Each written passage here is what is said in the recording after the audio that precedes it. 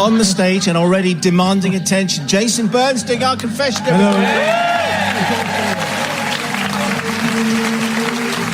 Sorry, this is not good for radio at all.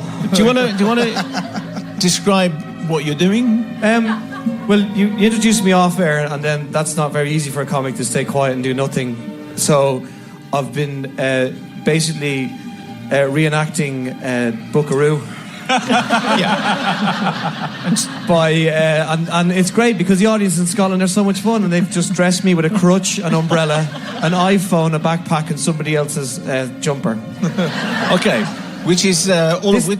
Sorry? Is this going to be relevant for your story, or it's just... No, it's just to make the story funnier. Okay. So with his umbrella up and his crutch in his left hand and his rucksack casually tossed over one shoulder, Jason Byrne, do you have a confession for us tonight? Yes, I do. Father Simon.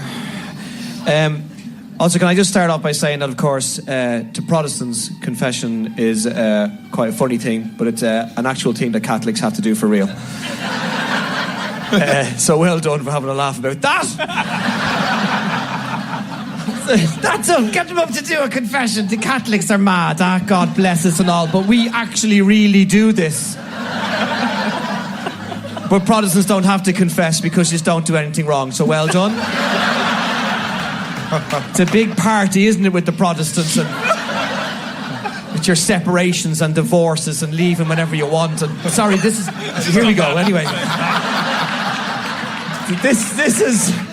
And also, can I say, Simon, when you confess to somebody, like to a priest, he's not allowed to tell anybody. This is all backwards.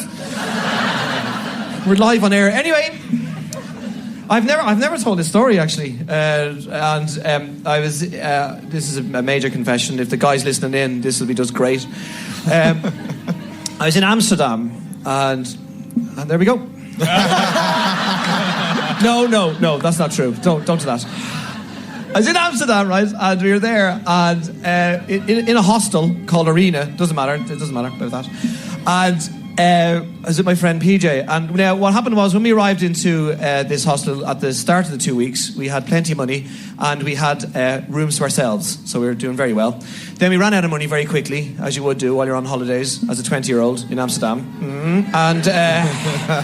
So we ran out of money, and then we went into a room with 4 people, and then 6, and then 12. Now, this is where this horrible thing happened. One night, myself and PJ, we were sharing a bunk. Well, as in like he was in the bottom and I was in the top. We weren't just... we weren't both in one bed together. No, so he was on top and I was on the bottom. And there was French and Italians in the room with us. We didn't really speak to them, but this is the awful thing that happened. We kind of nodded off, and as we nodded off, we heard a very loud snoring noise coming from one of the bunks, and it was like a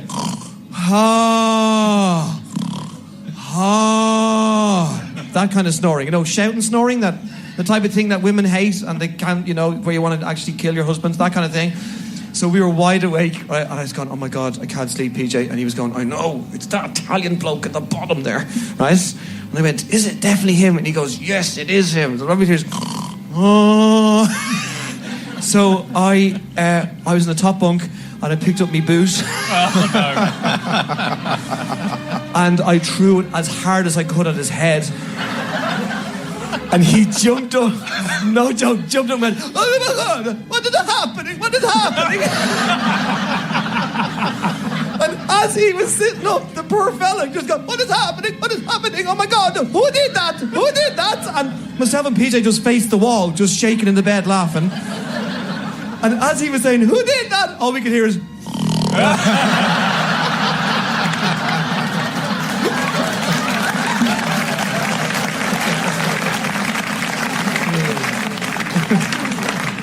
So if that Italian man is listening in, because the next day we were having breakfast, he goes, somebody hit me in the head with a shoe. I don't know what happened. We're going, yeah, man, it's terrible. So that's my confessions. I've got many, but that's the one that we can only fit in. Okay. All right, it's Jason Byrne's confession. Very good, Jason. Thank you very much indeed. Let's see what people make of this. Sean Keaveney. Oh. That's awful, isn't it? I mean, that's common assault, I think, isn't it? Really, essentially, das boot in the face. Yeah. But those situations are extremely high pressure, aren't they? It has to be said. And I've been in many situations where I've been sleeping with many people at once. I'm talking, of course, about in a hostel. Yeah. And case of mistaken identity, a heavy boot. It's easily done. It could happen to anybody. I'm feeling particularly forgiving considering I've just had 28 minutes extra sleep. Okay. I think, what the hell? The snoring is difficult.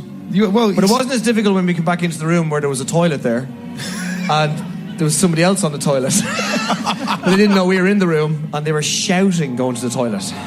Shouting as they shifted. Okay, now they had no idea there was anybody in the room. They thought everybody was left the bedroom and all I hear is, oh! We're veering off script.